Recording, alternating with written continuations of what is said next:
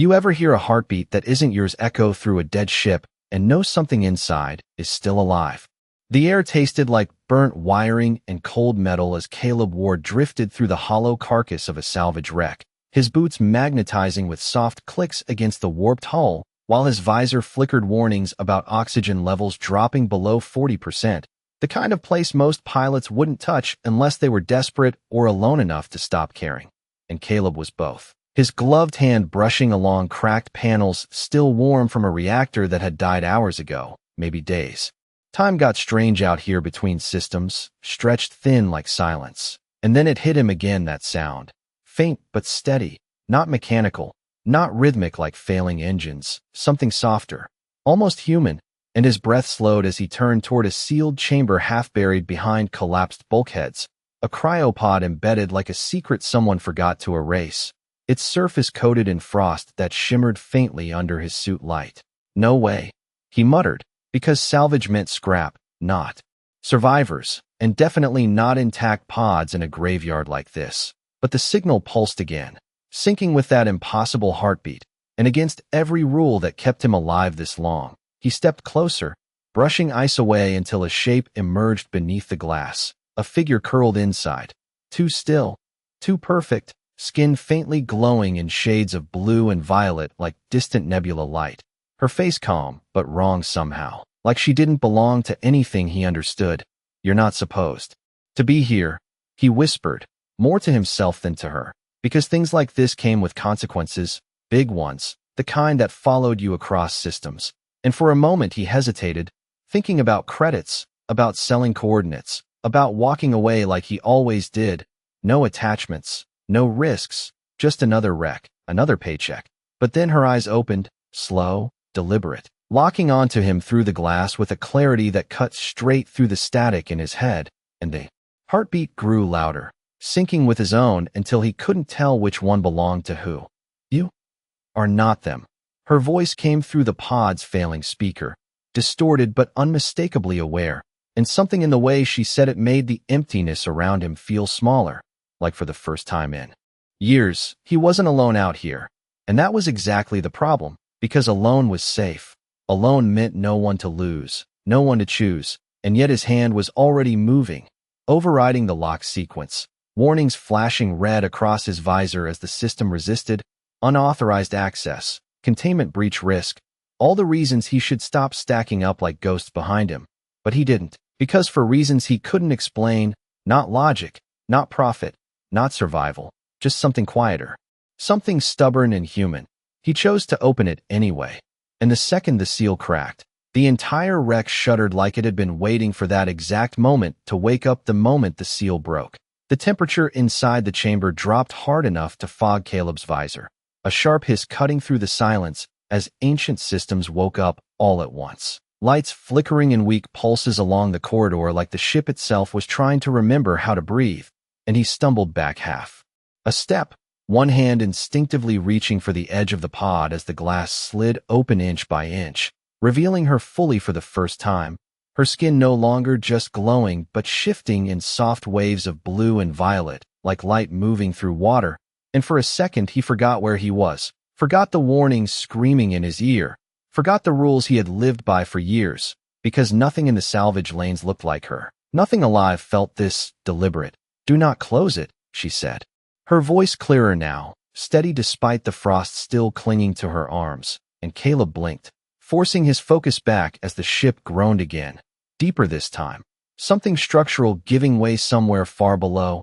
"I was not planning to," he answered, though his tone carried more uncertainty than he liked, because the moment he had opened that pod, this was no longer just salvage, it was a choice. And choices out here had consequences measured in miles per second and how fast you could run from them. She pushed herself upright slowly, movements controlled but unfamiliar, like someone learning gravity for the first time, her bare feet touching the metal floor with a soft sound that somehow echoed louder than it should have.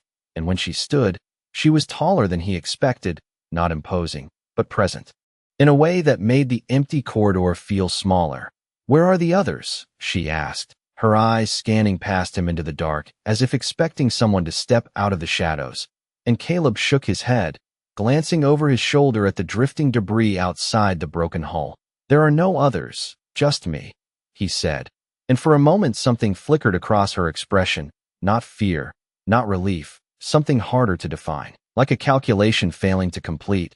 "That is not correct," she replied quietly, and before he could ask what she meant, his suit alarm spiked into a high-pitched tone that made him flinch. Proximity alert. Multiple signatures entering range. Too fast, too coordinated for random traffic. "That is new," Caleb muttered, pulling up the external scan on his wrist display, and his stomach tightened as a formation of ships appeared on the edge of sensor range, moving with purpose, not searching, not wandering, heading directly toward this wreck like they already knew exactly what they would find. "Are they yours?" he asked, half joking, half hoping for a simple answer. But she did not smile. She just looked at him with that same steady intensity and said, "They are not here for you." And something in the way she said it made the space around them feel suddenly very small, the kind of small that meant there was no easy way out, no simple salvage run to walk away from.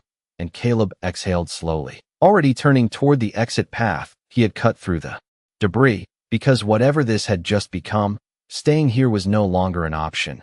"Then we should probably leave before they decide to explain why," he said, and without waiting for permission, he reached for her hand, hesitating only a fraction of a second before making contact, surprised by the warmth, the very human warmth of her skin against his glove, and for the first time in a long time, he realized he was not just trying to survive this situation, he was choosing to carry it with him. The corridor trembled under their feet as Caleb pulled her forward through the fractured spine of the ship, every step echoing louder now that the silence was gone, replaced by distant vibrations that traveled through metal like a warning no system needed to translate, and the air grew thinner. With each passing second, his visor flashing oxygen at 32%, then 30, the kind of numbers that forced decisions faster than fear ever could. "Stay close," he said, though he was not sure if she understood commands or choices yet, but she followed without hesitation, her movements smoother now, more certain, like she was adapting in real time to a world that should have been foreign to her. And that unsettled him more than the approaching ships, because adaptation meant awareness, and awareness meant she knew more than she was saying. "You knew they would come," Caleb said, ducking under a collapsed support beam, guiding her through a narrow passage he had carved on his way in, his shoulder brushing against jagged metal that still radiated heat from earlier damage, and she did not answer immediately, her eyes scanning the corridor as if reading something invisible layered over reality. "I knew something would respond," she said finally, her voice steady but quieter now, as if the ship itself might be listening. "I did not expect you." And that answer lingered between them longer than it should have, because it was not comfort, it was not reassurance, it was a fact, and Caleb did not like being the unexpected variable in a situation already spiraling out of control. The hull ahead cracked open to vacuum, stars spilling in through a jagged tier that stretched nearly 15 feet across, and beyond it, his small salvage ship drifted where he had left it, tether line still intact, a fragile connection between survival and everything he had just complicated. "That is our exit," he said, already reaching for the line, magnetic clamps locking onto his boots as he prepared to cross, but she hesitated for the first time, her gaze fixed not on the ship, but on the void itself. "You trust that?" she asked, and there was something almost curious in the question, like she was trying to understand the concept of trust rather than challenge it. Caleb let out a short breath, glancing back at her. "I trust that it is better than staying here when those ships arrive," he replied, and that seemed to be enough, because she stepped forward, placing her hand in his again without resistance, and together they moved into the open, the sudden drop in pressure making his suit tighten as they crossed the gap. The tether pulling slightly under their combined weight, stars stretching endlessly around them in silent indifference. And for a moment, despite everything, Caleb felt the strange clarity that always came with open space, the kind that reminded him why he kept coming back out here, until his display lit up again, the incoming fleet now fully visible, closer than before, their formation tightening with precision that spoke of intent. Not confusion, not search, but certainty. "They are accelerating," he said, more to himself than to her, calculating distances, time, fuel, none of it adding up to a comfortable margin. And then her grip tightened slightly against his glove, a subtle change, but enough to pull his attention back to her. "They are not accelerating toward the ship," she said softly, her eyes fixed on the approaching lights. "They are accelerating toward me." And in that moment, as the scale of what he had taken fully settled in, Caleb realized this was no longer about escape routes or salvage profits or even survival. It was about a choice he had already made, one he could not undo. And as they reached the airlock and the hatch sealed behind them with a heavy thud, cutting off the void, he understood something else just as clearly. Whatever she was, whatever those ships represented, he had stepped into the center of it the second he opened that pod. And there was no going back to being just another man drifting alone between dead stars. The hatch sealed, with a hollow thud that echoed through the small ship. And for a brief second, everything went quiet except for Caleb's breathing, steady but heavier than he wanted to admit, the kind of silence that only lasted until reality caught up. And then the console in front of him lit up all at once, proximity alarms flaring in sharp bursts of sound that filled the cockpit with urgency. Red indicators sweeping across the display as the incoming fleet locked onto their position with impossible precision. "That is not good," Caleb muttered, dropping into the pilot's seat and pulling the controls toward him as the engine core struggled to come online, power climbing from 10% to 15. Too slow, always too slow when it mattered. "Can they track you?" he asked without looking back, fingers moving fast across the panel, rerouting energy from non-essential systems. Life support, dimming slightly as the ship prioritized thrust over comfort. And behind him, she stood still for a moment, as if listening to something deeper than the alarms. "They do not track me," she said quietly. "They recognize me." And something in that distinction made Caleb's jaw tighten, because recognition meant intention, and intention meant this was never going to be a simple chase. The engines finally surged, a low vibration spreading through the hull as the ship pulled away from the wreck, the broken structure shrinking behind them into scattered debris drifting in endless black. But the relief lasted less than a second before the external display updated again, the fleet adjusting formation instantly, matching their trajectory as if distance meant nothing. "Okay, that is new," Caleb said under his breath, pushing the throttle harder, acceleration pressing him back into the seat as stars stretched slightly across the viewport, their path bending toward a nearby asteroid belt that offered at least some cover, not safety, but unpredictability, and unpredictability was the closest thing to an advantage he had. "Sit down," he called over his shoulder, though there was no real place for her to sit. The ship built for one, maybe two if you counted cargo as company, but she moved anyway, stepping closer and placing a hand against the back of his chair instead, grounding herself not to the ship, but to him. And that contact again, warm, steady, made something in his chest tighten in a way he did not have time to analyze. "Why are they here?" he asked, eyes locked on the flight path as he threaded the ship between drifting rocks the size of trucks, their surfaces scarred and pitted from centuries of impact, shadows swallowing the light in uneven patterns that made navigation more instinct than calculation. And she answered after a pause that felt longer than the space between stars. "Because I was not meant to leave," she said, simple, direct, and somehow heavier than any explanation he could have expected. "Leave where?" Caleb pressed, adjusting course as one of the pursuing ships split from formation, closing the distance faster than the others, its movement precise, deliberate, not aggressive, but inevitable. And her reflection appeared faintly in the glass ahead, her eyes watching not the fleet, but him. "Where I was contained," she said, and the word contained lingered in the air like something unfinished, something with edges he had not yet seen.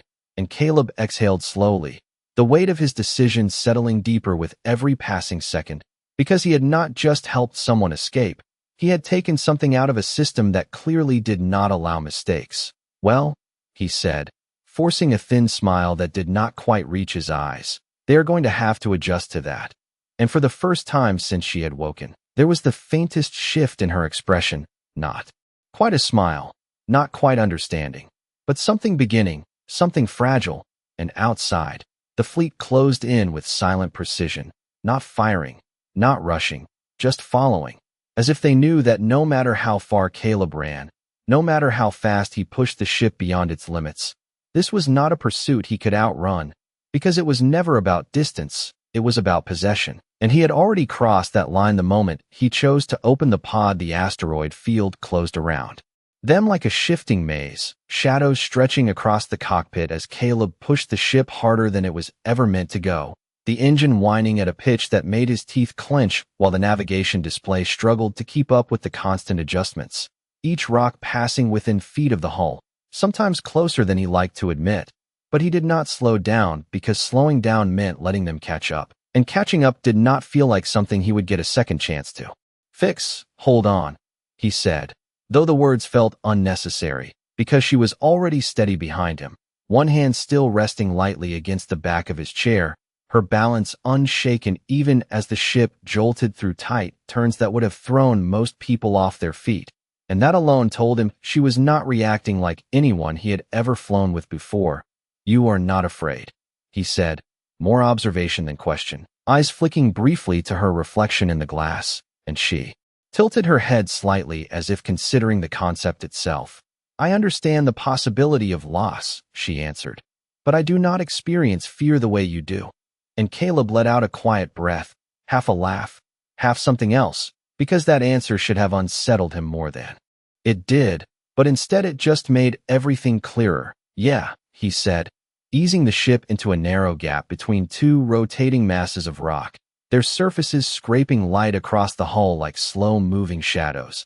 "I guess that makes one of us." And for a moment, despite the alarms, despite the fleet still tracking them with impossible consistency, there was a strange rhythm to it. The movement, the silence between impacts, the steady hum of the engine fighting to keep them alive, until the display shifted again.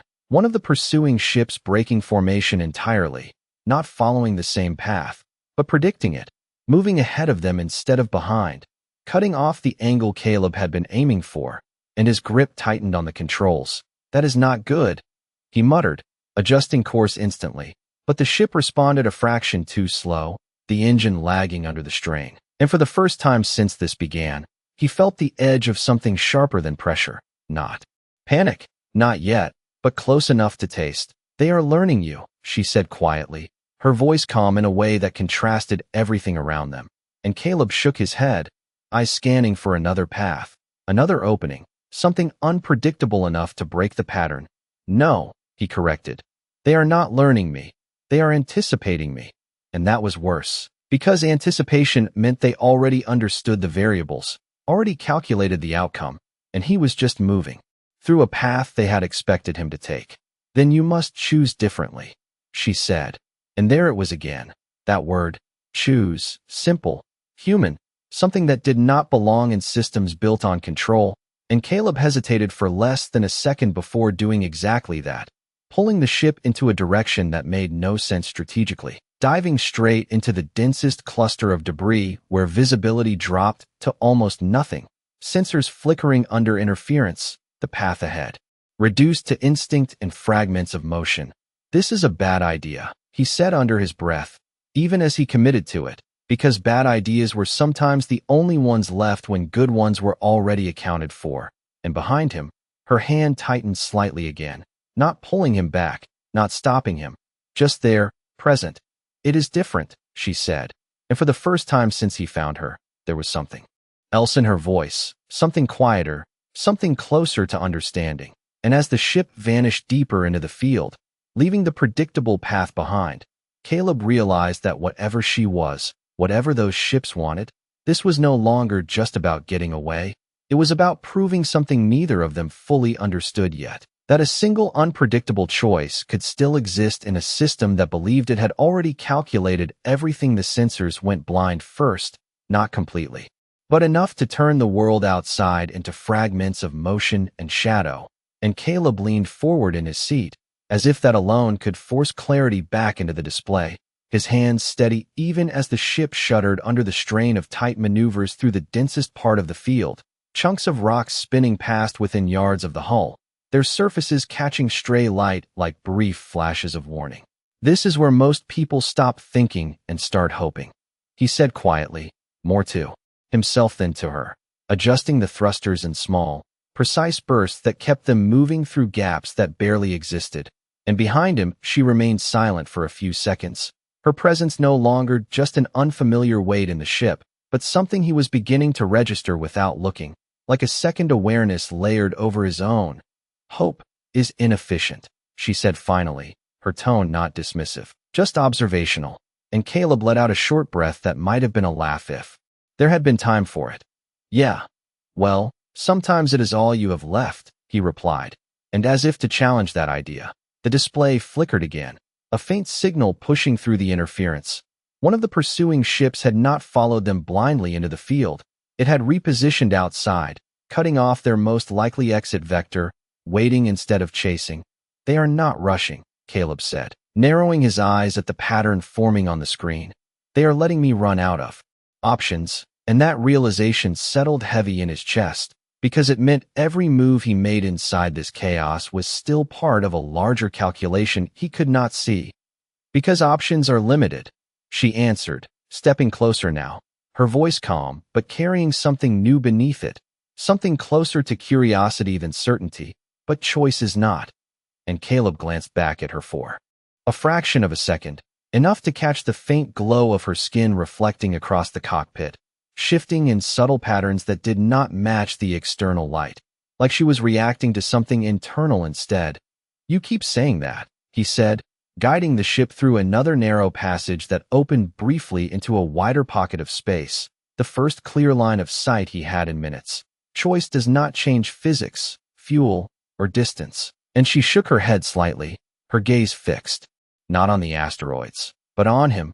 "Choice changes outcome when systems expect repetition," she said, and the way she said systems made it sound personal, not abstract, and Caleb felt something click into place, not fully understood, but enough to shift his thinking, because everything chasing them so far had been based on prediction, on patterns, on what he should do next, and if that was true, then the only real move left was the one that made no sense at all. His eyes flicked across the controls, then to the navigation map, then back again, calculating a path that was less escape and more disruption, something that would not just evade, but confuse. "Hold on," he said again, but this time the words carried weight, because even he was not entirely sure what would happen next, and he cut the main thrusters without warning, the ship dropping into a sudden drift that sent them gliding sideways through the field, momentum carrying them in a direction no predictive model would favor. The silence of the engine replaced by the low hum of residual energy and the distant creak of the hull adjusting to the shift, and for a brief moment, everything slowed, the chaos outside becoming almost still as they slipped between trajectories instead of following one. "You are removing control," she observed, her hand tightening slightly on the back of his chair as the ship rotated gently. "I am removing expectation," Caleb corrected, eyes locked on the display as the pursuing signals hesitated for the first time since this began, their formation breaking slightly, recalculating, uncertain, and that uncertainty, small as it was, felt like the first real advantage he had gained. "That is," she paused, as if searching for the right word. "Unexpected," and Caleb allowed himself the faintest hint of a smile, because for the first time since he found her, something out there did not know what he would do next, and in a universe built on systems and control, that might be the only thing that still belonged to him for a moment. Nothing chased them, and that silence felt louder than the alarms ever had. The ship drifting sideways through the asteroid field like a loose thought slipping between rigid lines, and Caleb did not touch the controls, not yet, because touching them too soon would turn this back into a pattern, and patterns were exactly what had almost gotten them caught.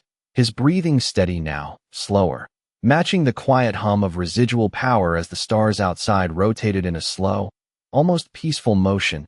"They stopped," he said, more to confirm it than to believe it, his eyes scanning the display where the signals had spread out instead of tightening, their formation no longer sharp, no longer certain, and behind him she shifted slightly, not moving away, but adjusting, like she was learning how to exist in a space that was no longer hostile. "They are recalculating," she replied, and there was something different in her voice now, not just observation, but engagement, like she was no longer just describing the system, but reacting to it, and Caleb nodded once, small, controlled. Good, he said. Then we have time. But even as he said it, he knew time was not something they truly had. It was something borrowed, something temporary. And the moment it ran out, everything would start moving again, faster, sharper, more precise. Because whatever was behind those ships did not accept uncertainty for long. What are you? He asked suddenly, the question slipping out before he could filter it, because it had been there since the moment she opened her eyes, growing heavier with every answer she gave that did not quite fit into anything he understood, and she did not respond immediately, her gaze drifting to the viewport where the stars stretched endlessly beyond the field. I do not have a word that matches your language, she said after a pause. But I was created to observe, to learn, and to stabilize systems that could not stabilize themselves. And Caleb leaned back slightly, letting that settle, because it explained just enough to be dangerous. Stabilize, he repeated, glancing back at the scattered signals on his display. Is that what they are trying to do right now? And she shook her head slowly, her expression still calm, but carrying something deeper beneath it, something that felt almost like resistance. No, she said softly. They're trying to return me to a state where I cannot choose. And that word again, choose. But this time it landed differently. Heavier, clearer, and Caleb felt a tightness in his chest that had nothing to do with oxygen levels or engine strain. Because suddenly this was not just about being chased, it was about being controlled, about being reduced to something predictable, something contained, and he understood that more than he wanted to admit. Yeah, he said quietly, turning back to the controls, fingers hovering just above them as he considered his next move. I have had a few people try that before, and for a brief second, there was a flicker of something in her expression, something closer to recognition than curiosity, as if that statement connected in a way he had not intended. And you resisted, she said, not as a question, but as a conclusion, and Caleb exhaled slowly, a faint smile touching the edge of his mouth despite everything. I left, he corrected. Resisting is just another kind of pattern if you keep doing it the same way. And the silence that followed was different from before, not empty, but shared, two perspectives overlapping in a space that was no longer just survival, and outside. The distant ships began to shift again, their formation tightening once more as new calculations replaced the uncertainty he had created, the pause ending, the system correcting itself. They are adapting, she said, and Caleb nodded, already pushing the engine back online, the hum rising beneath them as the ship prepared to move again. So are we, he replied, and this time, when he pulled the controls, it was not just instinct guiding him, it was something else, something shaped by the realization that whatever she was, whatever she had been made to do, she was no longer just part of their system, and neither was he, not anymore, not after the choice he had already made. And as the ship surged forward once again, cutting through the field toward an exit that no longer felt like escape, but something closer to defiance, Caleb understood one thing with absolute clarity. They were not just running from something now. They were running towards something neither of them had ever been allowed to become. The engine roared back to life beneath them.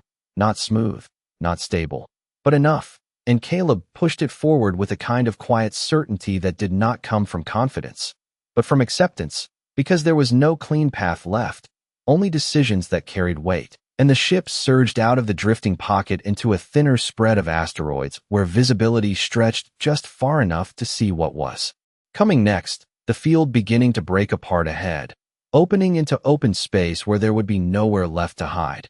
We are running out of cover, he said, eyes locked forward, the glow of distant stars sharpening as the darkness thinned, and behind him she remained close, her presence no longer foreign but steady, like a constant he had learned to account for.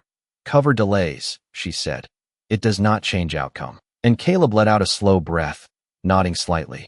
Yeah, I figured you would say that, because everything about her pointed to systems, to outcomes, to inevitability. And yet she was here, standing behind him, outside the system that had defined her, which meant something had already changed, whether she fully understood it or not.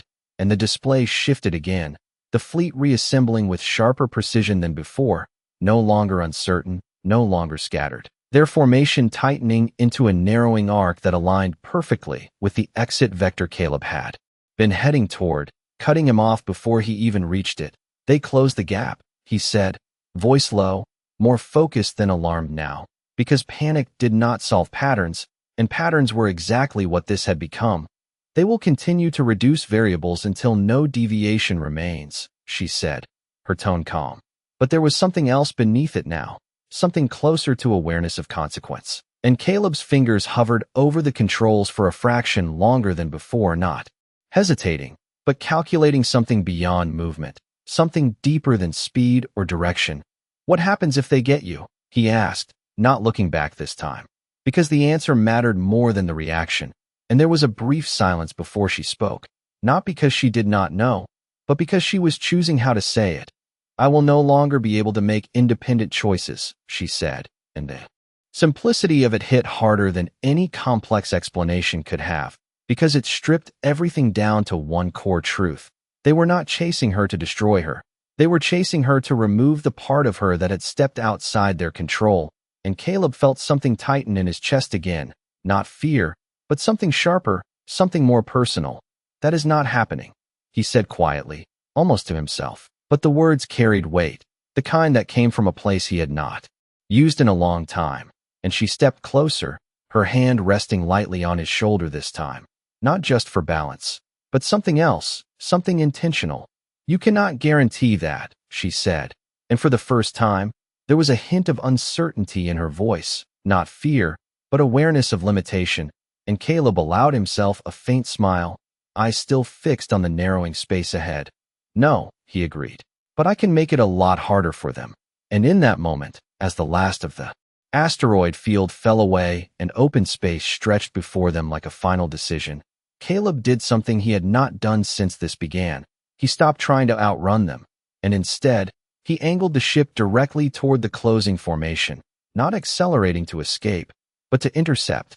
A move that made no tactical sense, no survival sense, nothing that any system would predict from someone trying to get away. And behind him, she went still, her grip tightening slightly.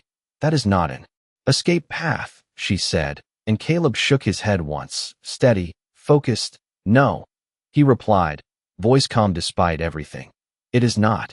And as the distance between them and the fleet began to collapse, faster with every passing second, something shifted in the space between them, something unspoken but understood, because this was no longer about running from a system that expected them to behave a certain way. This was about breaking it entirely, and for the first time since she woke, the outcome was no longer something even she could predict, and that uncertainty, that unknown, was exactly what Caleb had chosen. The distance collapsed faster than instinct could argue against it.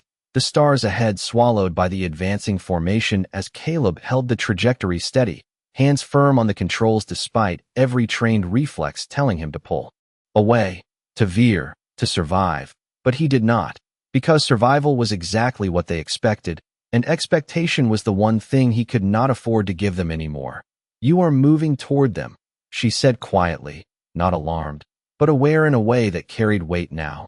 And Caleb nodded once, eyes locked forward as the ships grew larger, sharper, their structure resolving into something precise and deliberate, not chaotic, not aggressive, but controlled, like every angle had been decided long before he ever entered this space. They think I will avoid them, he said, voice calm, almost steady enough to believe. So I am not going to. And the silence that followed was not empty. It was full of something shifting, something neither of them had fully named yet.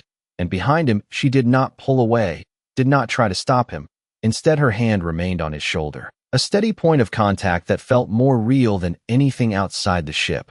They will not collide, she said after a moment, her gaze fixed on the approaching formation. They will reposition. And Caleb exhaled slowly, because that was exactly what he needed. Good, he replied. Then they are still reacting.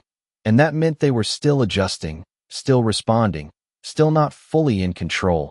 And as the gap narrowed to less than a mile, then half, then a quarter, the formation shifted exactly as she predicted. Ships sliding apart with flawless coordination, opening a corridor that did not exist a second before, a path that guided him through instead of stopping him. Not an interception, but a redirection. They are guiding you, she said. And this time there was something unmistakable in her voice, not just awareness, but concern, and Caleb felt it too. The subtle shift in strategy, the realization that this was no longer about cutting him off, but about controlling where he went next. Yeah, he said quietly, adjusting his grip as the ship entered the corridor they had created.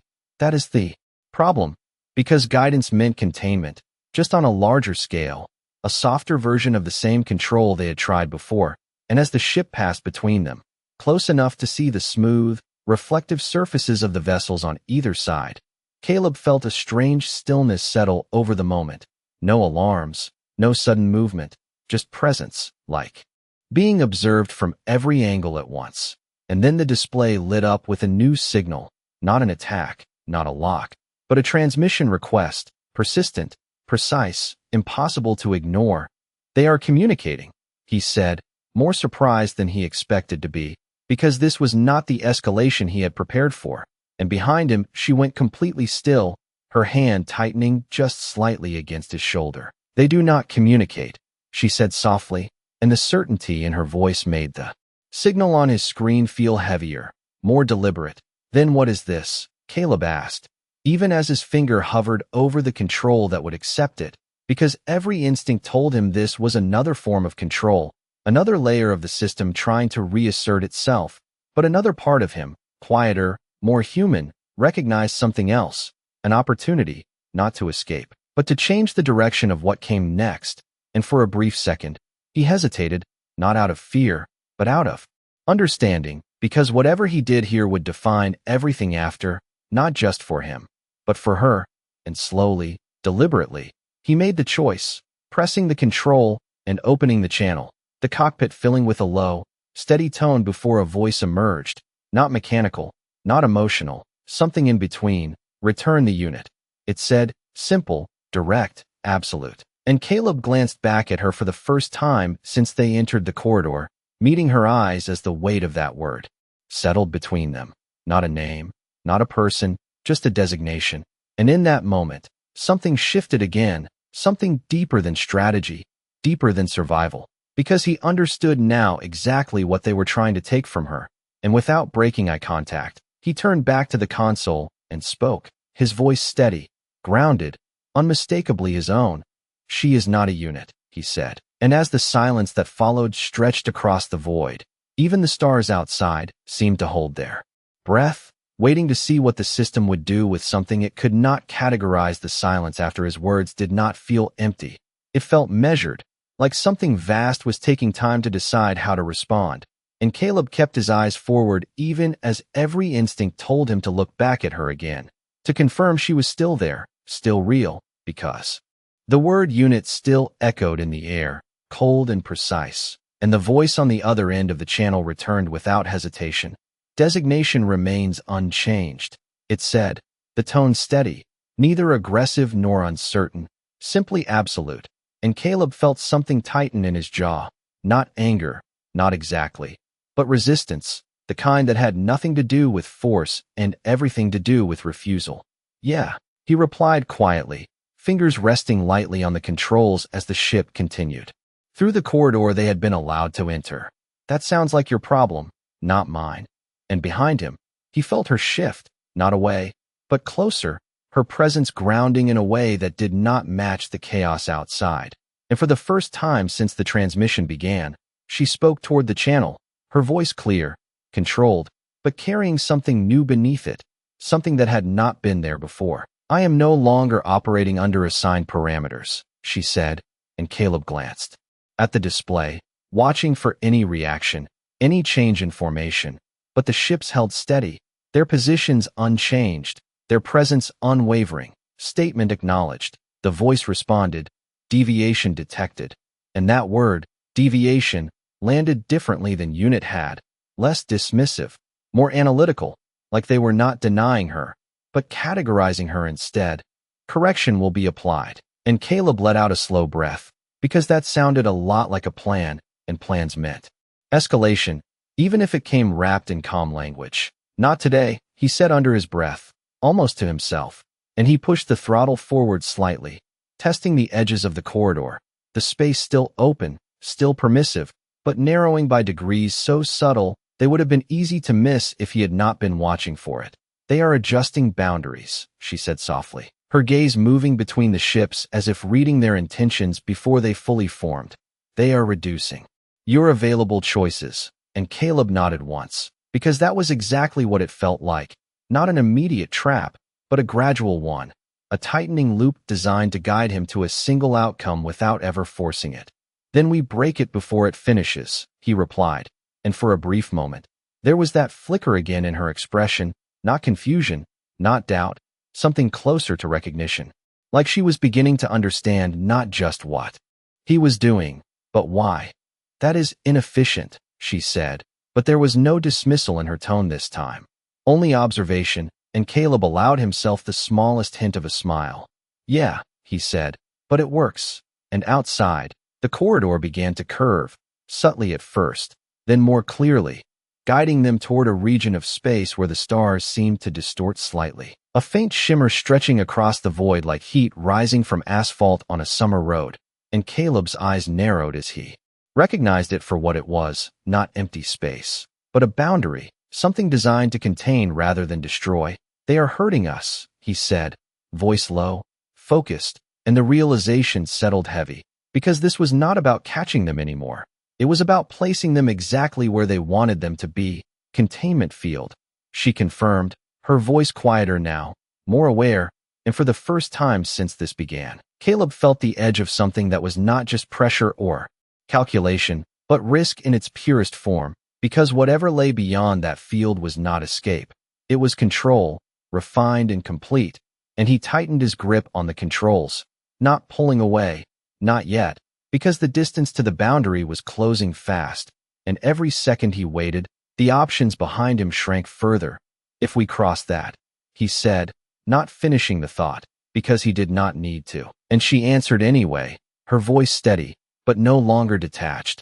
I will not be able to remain as I am.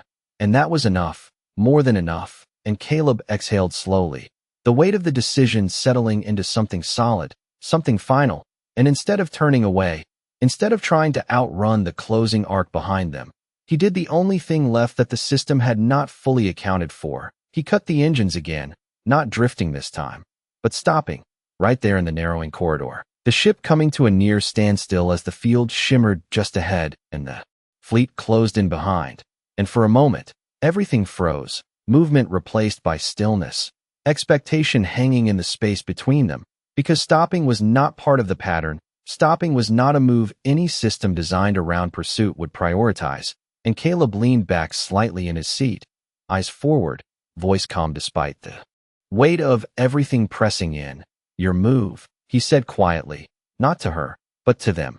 And in that silence that followed, even the system seemed to hesitate, just for a fraction of a second, unsure of what to do with a choice it had not predicted. The stillness stretched longer than it should have, long enough for Caleb to feel the weight of it settle into his bones, the kind of silence that did not belong in space. Because space was never truly still, something was always moving, drifting, pulling. But here, in the narrow corridor between the fleet and the shimmering boundary ahead, everything seemed to pause, as if the system itself had reached a moment it had not planned for, and Caleb kept his hands off the controls, forcing himself to remain motionless, because any movement now would turn this back into a pattern, and patterns were exactly what they were trying to avoid. They are evaluating, she said softly behind him, her voice quieter than before, not detached, but aware, in a way that carried weight. And Caleb nodded once, eyes fixed on the display where the ships had stopped advancing, their formation holding, not closing in, not retreating, just waiting. Good, he said under his breath. Then we made them think. And for the first time since this began, there was no immediate response from the voice on the channel, no correction, no directive, just silence that felt almost uncertain. And that alone told him more than any words could have, because systems like this did not hesitate unless something unexpected had entered the equation. Why did you stop? She asked after a moment. And the question was different now, not analytical, but curious, like she was trying to understand the reason behind the choice rather than just the outcome. And Caleb exhaled slowly, leaning back just slightly in his seat. "Because they expect me to keep moving," he said, his voice calm, grounded. "Running is predictable. Fighting is predictable. Even hiding is. Predictable if you do it long enough." And he let the words settle before continuing. "But stopping, that forces them to decide instead of react." And behind him, she went quiet again, processing, and he could almost feel the shift in her understanding, subtle but real, like something inside her was aligning in a way it had not before. "You are transferring control," she said finally, and Caleb shook his head slightly, a faint smile touching his expression despite everything. "No," he corrected. "I am making them share it."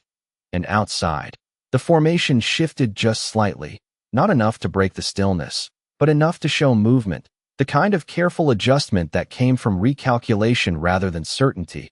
And then the channel opened again, the same voice returning, unchanged in tone, but carrying something new beneath it, something less absolute. "Deviation exceeds acceptable parameters," it said, "stability compromised," and Caleb's eyes narrowed slightly, because that word mattered, stability. It was not about capture, not about retrieval. It was about control of a system that was now behaving outside its design. "Yeah," he replied quietly. "That sounds about right."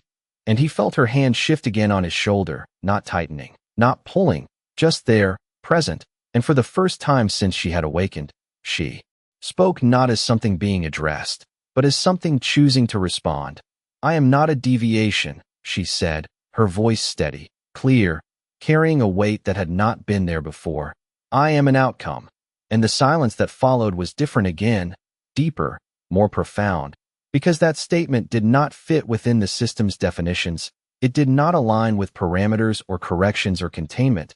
It simply existed. And for a brief moment, nothing moved, not the ships, not the field, not even the faint shimmer ahead, as if the entire structure had to process something it was never designed to encounter. And Caleb felt it then, not in the display, not in the controls, but in the space itself, a shift, small but undeniable, like pressure releasing from something held too tightly for too long. And he did not move, did not speak, because this moment was not his to control, it was hers. And for the first time, the system was not responding to a pattern, it was responding to a presence that had chosen to define itself. And whatever came next, whatever decision unfolded from this pause, Caleb understood one thing with absolute clarity. They were no longer inside the system as it was designed. They had already changed it. The silence did not break. It transformed, shifting from uncertainty into something heavier, something deliberate, as if the system itself had reached a threshold it had never been designed to cross. And Caleb felt it in the way the air seemed to settle, in the way the ships no longer adjusted by degrees but held their positions with absolute precision, waiting, not reacting, not correcting, just present. And he did not move, because this was no longer about forcing an outcome. It was about allowing one to emerge. "Outcome acknowledged," the voice finally said, but this time it was different, not in tone, but in timing, in the space it took before speaking, like the system had needed that pause to redefine its own response. Parameters expanding, and Caleb's eyes narrowed slightly, because that was not the answer he expected, not correction, not containment, but something else, something closer to adaptation. And behind him she stepped forward, not hesitating, not uncertain, her hand moving from his shoulder to rest lightly against the console beside him, grounding herself in the same space he occupied, not behind him anymore, but beside him. "You are changing," she said, her voice directed not at Caleb, but through the open channel. And for the first time, the silence that followed did not feel like resistance, it felt like recognition. "System integrity requires stability," the voice replied. "Stability requires understanding." And that word, understanding, hung in the air with a weight that shifted everything, because it implied something more than control, more than correction. It implied the need to process something new, something not previously accounted for. And Caleb exhaled slowly, because this was no longer a chase. It was something else entirely, something neither of them had planned for. "Then start with this," he said, his voice calm, steady, grounded in something deeper than defiance now. She chose to leave. And beside him, she did not correct him, did not clarify. She simply remained there, present, her gaze fixed forward as the faint glow of her skin reflected across the cockpit glass, subtle patterns shifting in response to something unseen. Choice introduces variability, the voice said. Variability disrupts predictive models, and Caleb allowed himself the faintest hint of a smile, because that was exactly the point. Yeah, he replied quietly. That is what makes it real. And outside, something changed, not dramatically, not violently, but undeniably. The formation of the ships loosened, not breaking apart, but expanding, creating space where there had been none before, the corridor dissolving into open structure. The invisible boundaries that had guided them now gone, and the shimmering field ahead flickered once, then faded, as if the system itself had withdrawn the constraint it had been preparing to enforce. Containment suspended, the voice stated, and this time, there was no correction that followed, no immediate replacement directive, just that single statement, and the weight of it settled into the space around them like a door opening where none had existed before. They are allowing, she said softly, and there was something in her voice now that had not been there at the beginning. Not just awareness, not just understanding, but something closer to presence, something undeniably her own. And Caleb sat there for a moment longer, hands still off the controls, because this was not a moment to rush, not a moment to turn back into movement too quickly. And when he finally reached forward, placing his hands gently on the controls again, it was not with urgency, not with fear, but with intention. Then we go, he said, quietly, and he eased the ship forward, not accelerating hard, not fleeing, just moving, passing through the space where the corridor had been, between ships that no longer closed in, no longer redirected, just observed. And as the distance between them began to grow, as the stars ahead opened once more into something vast and undefined, Caleb felt something settle inside him, something steady, something real. Because for the first time since this began, they were not escaping, they were leaving, and beside him, she remained, not as something carried, not as something pursued, but as something that had chosen to exist, and that choice, simple as it was, had changed everything. The stars stretched wider ahead of them, no longer framed by constraint or guided by invisible hands, just open space, vast and indifferent in the way Caleb had always known it to be. And yet it felt different now, not because the universe had changed, but because something within it had, something that could not be measured in distance or speed or fuel consumption, something quieter, something human, even if it did not belong to his species. And he eased the ship into a steady course, not pushing the engine, not testing limits, just letting it move, the hum beneath his feet settling into a rhythm that no longer sounded like escape, but like continuation. And beside him she stood, in silence for a while, her gaze fixed on the stars ahead as if seeing them for the first time, not as data, not as systems, but as something else entirely, something unstructured. They are not following, she said finally, her voice soft, almost thoughtful, and Caleb glanced at the display to confirm what he already knew. The signals had faded, not vanished completely, but distant now, no longer aligned, no longer closing in, just present, like a memory rather than a threat. No, he replied, his voice calm, grounded. They made a choice too. And that thought lingered in the air, because it changed the meaning of everything that had just happened. This was not a victory, not in the way stories like to frame things. It was not a defeat either. It was something in between, something more complicated, more real. And she turned her head slightly, looking at him now instead of the stars, her expression still composed, but carrying something new beneath it, something that had grown over the course of their journey.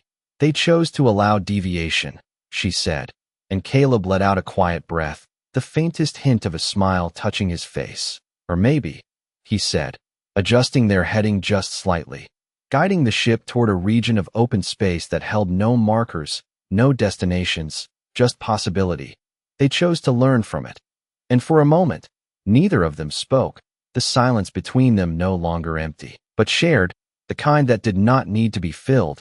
And then she stepped closer, not behind him, not reaching for balance, but standing beside him fully now, her presence aligned with his in a way that felt natural despite everything that made them different. What happens now? She asked, and the question was simple, but it carried weight. Because for the first time, there was no system defining the answer, no parameters outlining the next step, just space, just choice. And Caleb leaned back slightly in his seat, eyes forward, considering the question not as a problem to solve, but as something to experience. Now, he said slowly, we figure it out. And she watched him for a moment longer, as if measuring the meaning behind those words. And then she turned her gaze back to the stars, her expression shifting in a way that was almost imperceptible, but undeniably there. Something softer, something open, something that had not existed when he first found her. And outside, the universe stretched on, unchanged and endless. But for the first time, it did not feel like something to survive. It felt like something to explore, and Caleb's hand rested lightly on the controls, not gripping, not bracing, just there, ready, as the ship moved forward into the unknown, carrying with it two beings who had stepped outside of what they were meant to be, not through force, not through power, but through something far simpler, something quieter, something human. And in that vast silence, there was no need for a final word, no need for a conclusion, because the story was no longer about what they had escaped. It was about what they had become, and that was something no system could ever fully predict.